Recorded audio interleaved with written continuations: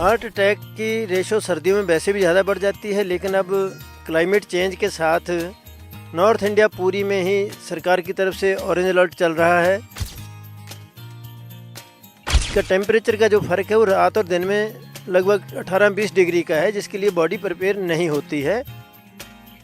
एक तो रात का खाना हल्का लें, एक बहुत ज़्यादा गैस हीटर वगैरह ऐसे ना यूज करें, और खाना खाते ही एकदम से बेड पे मत लेटें। साइलेंट अटैक आते हैं या एसिडिटी गैस जो चढ़ती है, जिसको डॉक्टर एकदम से इमीडिएट हार्ट अटैक मान लेता है।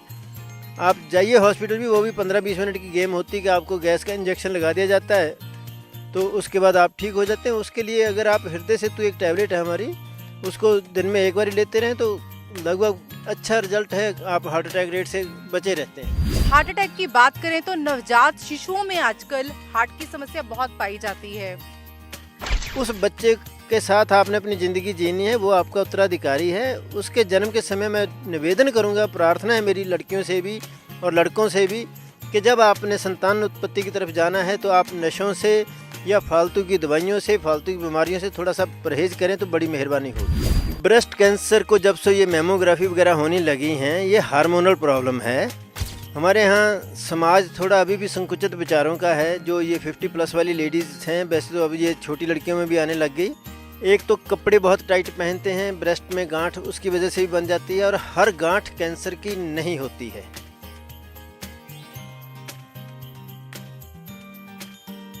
सर्वे भवन्तु सुखिनः, सर्वे सन्तु निर्माया। सभी सुखी रहें, सभी निरोगी रहें। नमस्कार, मैं विभा सिंह। चैनल 7 पर हमारे शो वी सैल्यूट यू पर आप सभी का स्वागत करती हूँ। आज हम बात कर रहे हैं आयुर्वेद पर। आयुर्वेद चिकित्सा पद्धति हमारे समाज का हिस्सा बहुत युगों युगों से रही है। रामायण की बात करें तो हनुमान जी ने लक्ष्मण जी के लिए संजीवनी बूटी ला करके उनके प्राण बचाए थे। सिंधु घाटी की सभ्यता हो, जैन धर्म हो, बौद्ध धर्म हो, हर जगह पे हमें हमारी आयुर्वेद चिकित्सक पद्धति का अवशेष मिलते रहे हैं।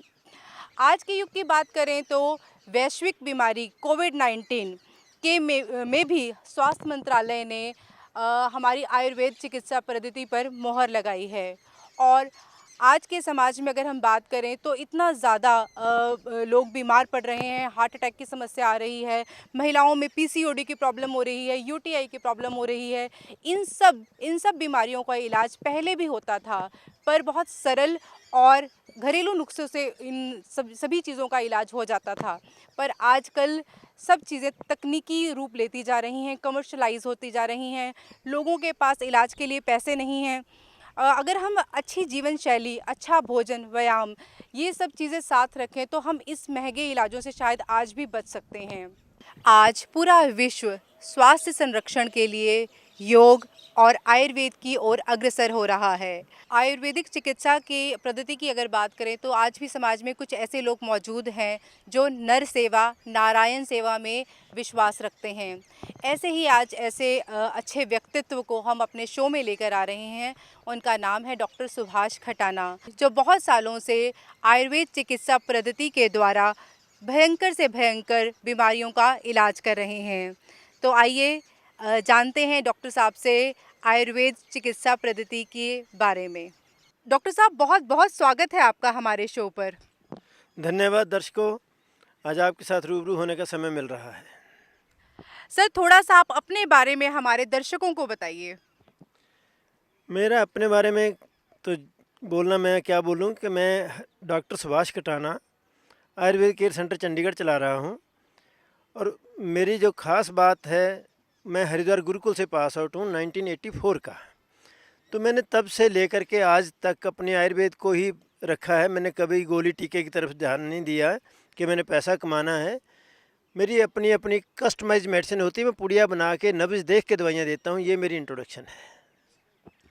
सर, आजकल जैसे चंडीगढ़ में ठंड बहुत ज़्यादा बढ़ गई है, और ऐसे में बुज़ुर्गों में और यहाँ तक कि नौजवानों में भी हार्ट की समस्या बहुत ज़्यादा हो रही है। तो इस हार्ट अटैक से सर कैसे बचा जाए? हार्ट अटैक की रेशो सर्दियों में वैसे भी ज़्यादा बढ़ जाती है, लेकिन अब क्लाइमेट चेंज के साथ नॉर्थ इंडिया पूरी में ही सरकार की तरफ से ऑरेंज अलर्ट चल रहा है। ठंड का टेम्परेचर का जो फ़र्क है वो रात और दिन में लगभग 18-20 डिग्री का है, जिसके लिए बॉडी प्रिपेयर नहीं होती है। इससे बचने के लिए लोगों को मैं ख़ास करके ध्यान से बोल दूं कि एक तो रात का खाना हल्का लें, एक बहुत ज़्यादा गैस हीटर वगैरह ऐसे ना यूज करें, और खाना खाते ही एकदम से बेड पे मत लेटें, थोड़ा चलो फिरो, तो आप काफ़ी उससे बचाव में रहोगे। सर आप अपनी भी कुछ आयुर्वेदिक मेडिसिन्स वगैरह रिकमेंड करते हैं लोगों को इसके लिए?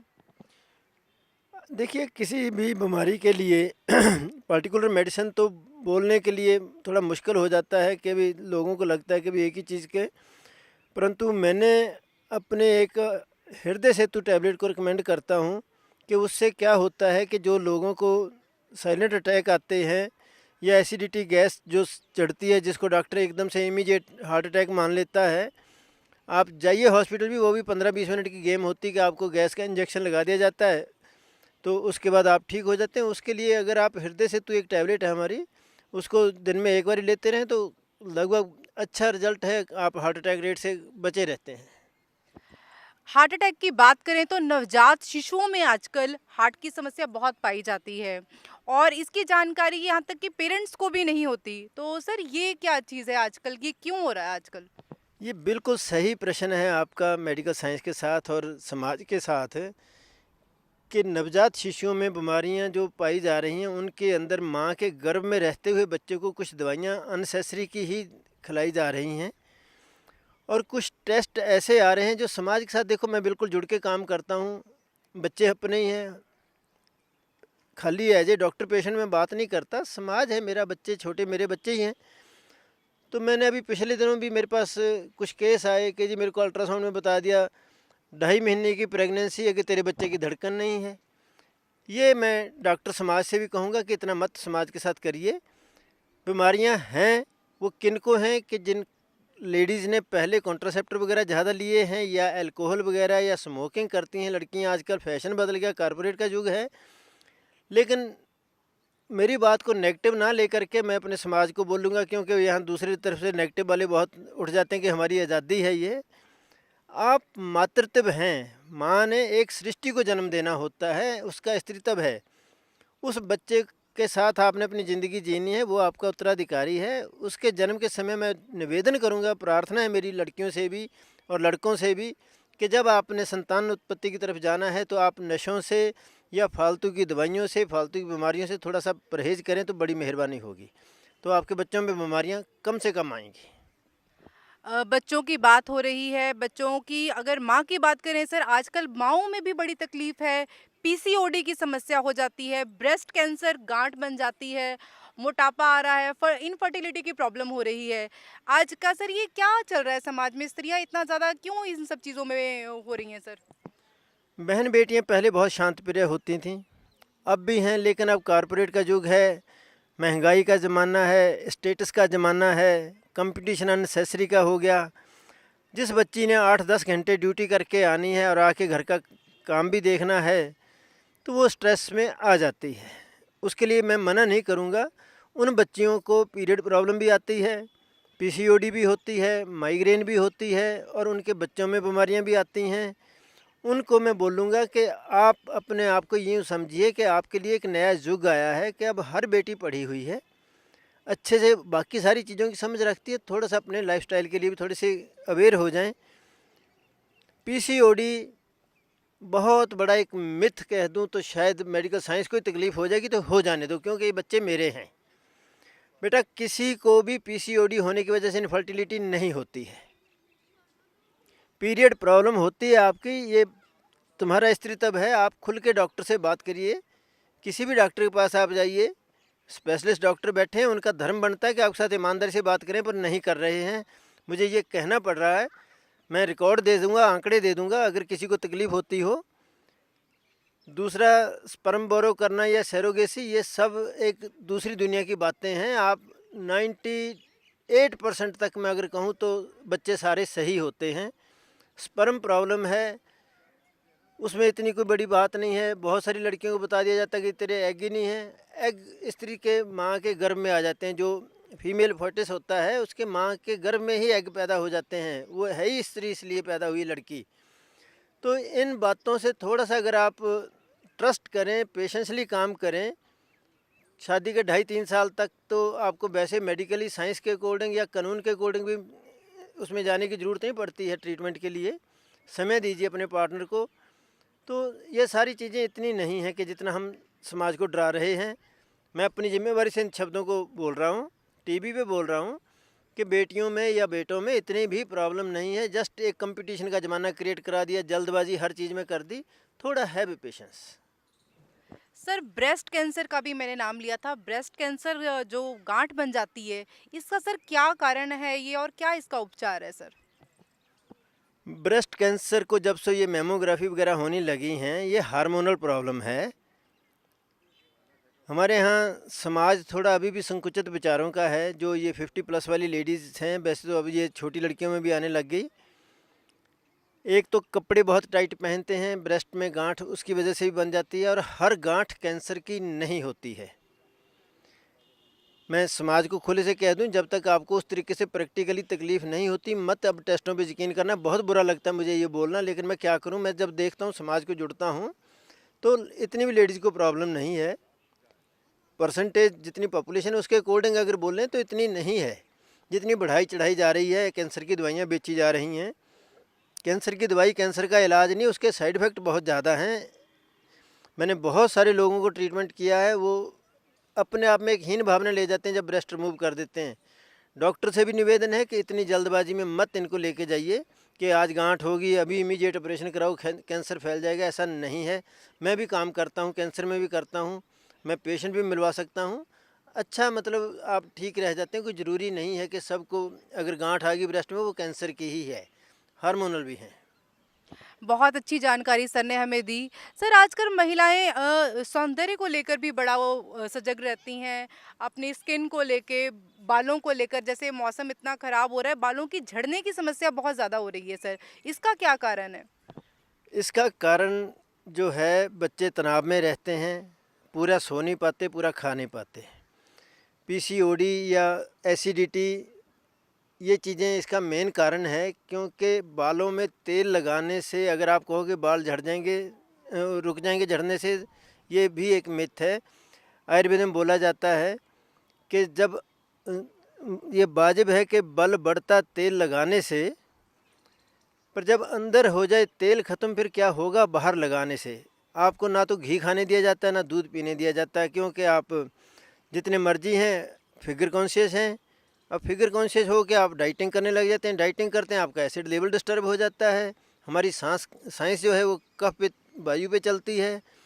उन लड़कियों को मैं बता दूं कि एक केशम सेतु करके टैबलेट आती है, वो पीसीओडी को भी ठीक करती है और बाल झड़ने तो 15 दिन में ही रोक देती है। अगर 4-6 महीने खा लो तो बाल रीग्रो भी हो जाते हैं। वो खाने की दवाइयाँ लगाने की नहीं है। आम समाज को यही पता है कि भाई हाँ ये तेल लगा लो तो बाल झड़ने से। किसी के रुके हों तो बता देना। ये बड़ी चैलेंज है इस चीज़ का कि ये सब एक बाज़ार है। आपको उस तरीके से प्रिपेयर, आप अपना संतुलित आहार लीजिए, टाइम से सोइए जागिए। किसी को कॉस्मेटिक की ज़रूरत नहीं पड़ती। रंग काला हो चाहे गोरा हो, आपके खाने से आपका रंग लाल रहेगा। लाल रंग की अपनी ब्यूटी होती है। ये मैं बहन बेटियों से बोल दूं कि रंग लाल रखिए। बहुत अच्छी सर ने हमें जानकारी दी। सर आजकल जैसे सर्दियों में रीढ़ की हड्डी में बहुत दर्द होता है, चलते-चलते स्टाटिका की पेन हो जाती है, तो ये सर्दियों में सर ये दर्द वगैरह क्यों उठने लग जाते हैं? सर्दियों में रातें लंबी होती हैं, दिन छोटे होते हैं, खाने पीने का रुझान थोड़ा सा बढ़ा हुआ होता है। हर इंसान को यही खबर होती है कि सर्दियों में जितना खा लेंगे गर्मियों में काम आएगा, लेकिन नहीं। वो जब पेट में गैस पैदा करता है, जब खाना डाइजेस्ट नहीं होता है, तो वो सारे ही विकार उत्पन्न करता है। तो उसको किसी को सैटिका आ जाए, किसी को हार्ट अटैक आ जाए, किसी की स्पाइन में प्रॉब्लम आ जाए। स्पाइन वालों के लिए और घुटने के दर्द वालों के लिए बोल दूं कि ये जो मिथ क्रिएट किए जाते हैं कि ग्रीस ख़त्म होगी या आपकी रीढ़ की हड्डी के मन के हिल गए, जब तक आपके साथ एक्सीडेंट नहीं होता तब तक रीढ़ की हड्डी नहीं हिलती है। ये ध्यान रखना। ये सर्जरी इसका एकमात्र उपाय नहीं है। जिस दिन आपने सर्जरी करवा ली उसके बाद आप अपनी एक्सरसाइज नहीं कर पाओगे, मेंटली न्यूट्रल नहीं हो पाओगे। ये ठीक होने वाली बीमारियां हैं। घुटने के दर्द के पीछे एक यूरिन का इन्फेक्शन होता है, यूटीआई बोलते हैं हम उसको, यूरिनरी ट्रैक इन्फेक्शन। वो इन्फेक्शन आपकी हड्डियों को और आपके घुटनों को कमज़ोर करता है। ऐसे में एक चोप चीनी करके आयुर्वेद का इंग्रेडिएंट्स है, वो हर एक के बस का ना बनाना ना खरीदना। उसको डाल करके एक टैबलेट बनाइए संधि सेतु। वो अगर आप उसको भी 4-6 महीने सुबह शाम लेते रहें तो आपका बड़ा अच्छा साइड इफ़ेक्ट से भी बचाएगी, आपके गुर्दे आपके लीवर को भी वो ठीक करती है, उसके अच्छे फ़ायदे हैं। आप वो लेके देखिए और अपने खान पीन का ध्यान रखें। ये जितनी आपसे अभी तक बात हुई है उसमें एक बात और बड़ी बता दूं कि डिहाइड्रेशन हर बीमारी के पीछे एक बड़ा मुख्य कारण है। हार्ट अटैक के लिए, जोड़ों के दर्दों के लिए, पीसीओडी के लिए, यूरिन इन्फेक्शन के लिए। अब डिहाइड्रेशन क्या होता है? पानी की प्यास। या तो आप दबा के पानी 2-2 4-4 गिलास पी लेते हैं या फिर भूल ही जाते हैं। किसान खेत में जब जाता है तो घर से खा पी के फुल होके जाएगा या खाली पेट चला जाएगा, फिर लंबे टाइम के बाद आके खाना खाएगा। ये एक बीमारी है। ऐसे ही काम करने वालों के लिए बोल दें कि पानी के टाइम पानी पीजिए, कॉफ़ी पीजिए, आपका फैशन है, खुराक नहीं है। फैशन शब्द इस्तेमाल किया, फैशन किसी भी दुनिया में मतलब आपको अच्छा लगने के लिए आप कर सकते हैं, लेकिन सच्चाई सच्चाई ही होती है। आप अगर दूध पीते हैं, देसी घी खाते हैं तो जिम्मेवारी से कह सकता हूँ 60-70% जनता को तो बीमारी नहीं होगी। लेकिन ये एक कारपोरेट की चाल है कि आपको पहले घी से हटाया, फिर दूध से हटाया, फिर पानी पीने पे लगा दिया। वो पानी पी पी करके लोग बीमार हो गए। फिर पानी आरओ वाला चाहिए आपको, आपका पानी धरती के में से पानी आता वो भी शुद्ध नहीं रहा। आप खुद समझिए, डॉक्टर के बोलने की ज़रूरत इसमें क्या पड़ती है, आप खुद समझिए।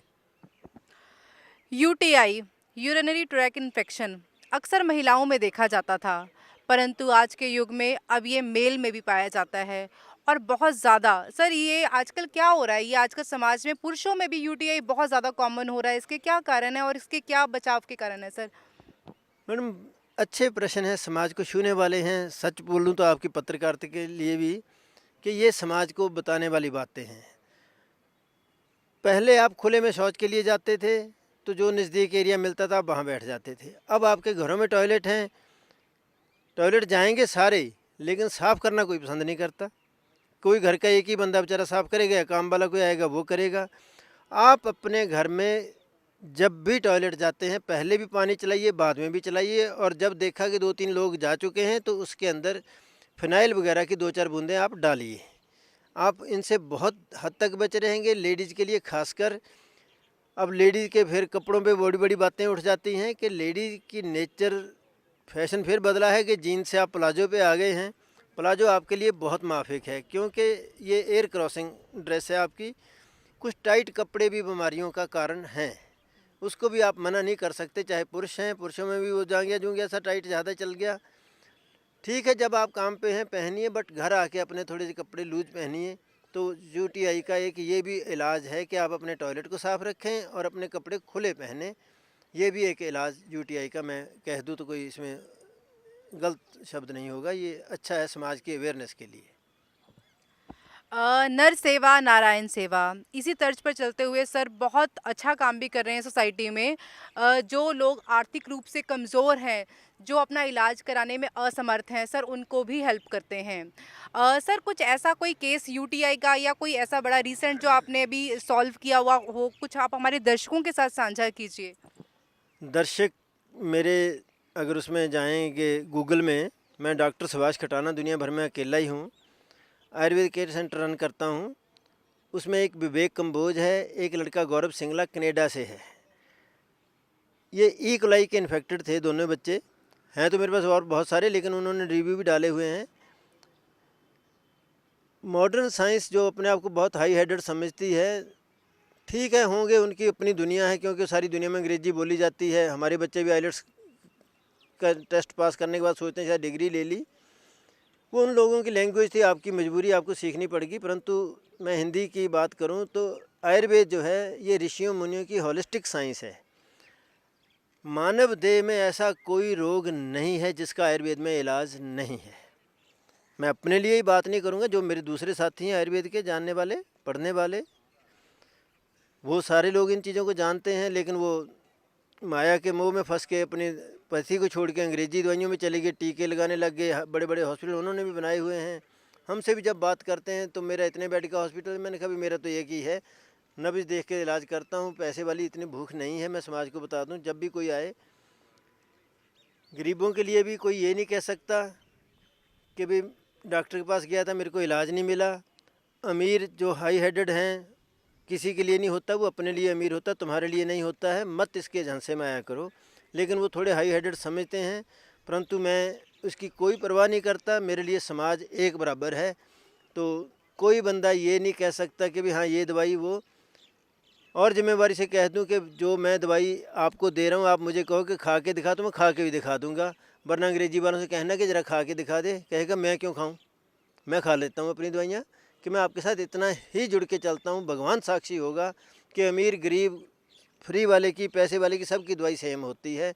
मैं आयुर्वेद में इस तरीके से अपने समाज को कह दूँ कि मैं आपके साथ, बाकी गुरुद्वारे मंदिर मस्जिद दान करने से अच्छा मैं अपने मरीजों के साथ चलता हूँ।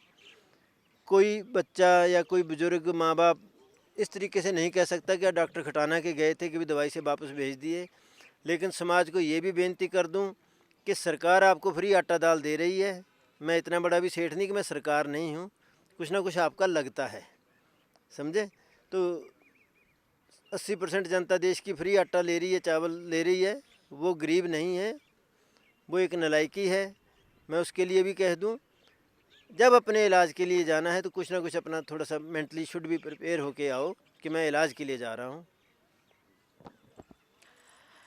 कहते हैं एक स्वस्थ आदमी एक स्वस्थ समाज का आधार होता है। तो सर एक स्वस्थ समाज की शुरुआत कर रहे हैं और हमें एक अच्छा हेल्दी समाज दे रहे हैं। सर इतना अच्छा काम कर रहे हैं, तो इस अच्छे कार्य के लिए सर हम आपको दिल से सैल्यूट करते हैं। धन्यवाद। नमस्कार दर्शकों, मैं हमेशा हमेशा आपकी सेवा में हाजिर रहूँगा। और कोई भी दोस्त मित्र ये नहीं कह सकता कि भाई हाँ मैंने ऐसे कोई लालच में आके आपके साथ झूठ बोल दिया हो। मैं अपने सच पे रहूँगा। आपसे वायदा है कि मैं आपके साथ कभी झूठ नहीं बोल के डॉक्टरी में आपको पैसे के लिए ऐसे नहीं हर्ट करूँगा कि हाँ मैंने झूठ बोल के आपसे पैसा कमाया। माफ़ी चाहूँगा इस चीज़ के लिए। धन्यवाद दोस्तों।